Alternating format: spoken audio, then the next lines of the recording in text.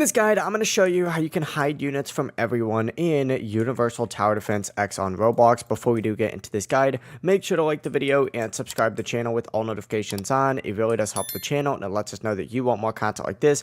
We'd greatly appreciate it. And if at any point throughout this guide you did have any questions, just ask them down in the comment section below and we could help you out further. I'm going to be doing my best to reply to every single comment down there. But first things first, you need to open up your game.